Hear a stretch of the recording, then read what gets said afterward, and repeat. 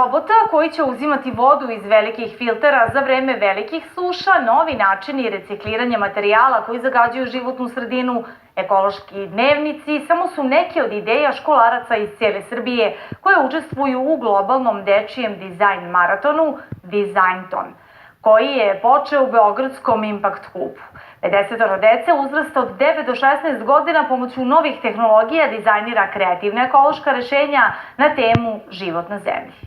Tema Život na zemlji predstavlja 15. cilj održivog razvoja Ujedinjenih nacija. Dečaci i devojčice Srbije, raspoređeni u male timove od 3 ili 4 člana, svoje rešenja kreiraju pomoću elektrokomponenti, programiranja i različitih kreativnih materijala uz asistenciju edukatora iz oblasti ekologije i održivog razvoja, novih tehnologija i dizajna. U pitanju je edukativni program koji dolazi iz Holandije i koji se bavi zapravo podsticanjem dece da postanu pokretači promena u društvu, tako što rešavaju na neki kreativan način ekološke izazove koristeći nove tehnologije i u suštini taj program kombinuje s jedne strane maker obrazovanje, s druge strane razmišljanje kroz dizajn i s treće ciljeve održivog razvoja. Rešenja za zaštitu šuma od neplanske seče, zatim kako sve sprečiti odrasle da uništavaju prirodu, predlog novih modela recikliranja materijala, pripreme za ekološke promene koje nas očekuju. Ovo je prvi globalni dečiji dizajn maraton u Srbiji. Zajedno sa još 30 zemalja, znači koji simultano učestvuju ovog dana, učestvuje 1000 dece, svi oni su na istom zadatku.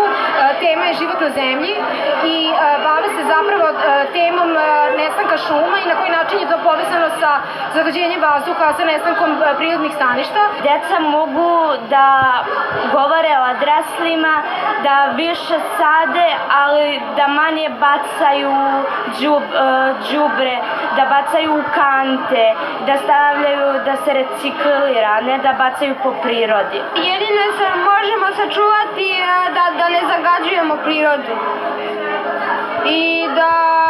I ako, na primjer, želimo da isečemo neko drvo, da barem kad isečemo da posadimo još jedno. Na koji način se zagađuje okolina i zemlja? Pa bacanjem đubreta,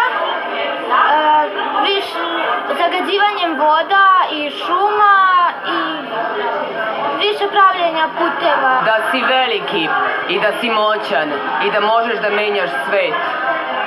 Šta bi sve uradio? Ja bi uradio to da nestane svo đubre u rekama, u šumama i da ljudi ne zagađuju prirodu. Po iznalaženju rešenja, deca prave prototipove, koristeći elektroniku, reciklažne materijale i programe informacionih tehnologija. Kroz igru i zabavu, budući mladi ljudi, sada deca od 9 do 15 godina, poneće i svoj deo odgovornosti. To je populacija koja će 2030. godine biti kao ja danas, znači bit će neki odrasli ljudi.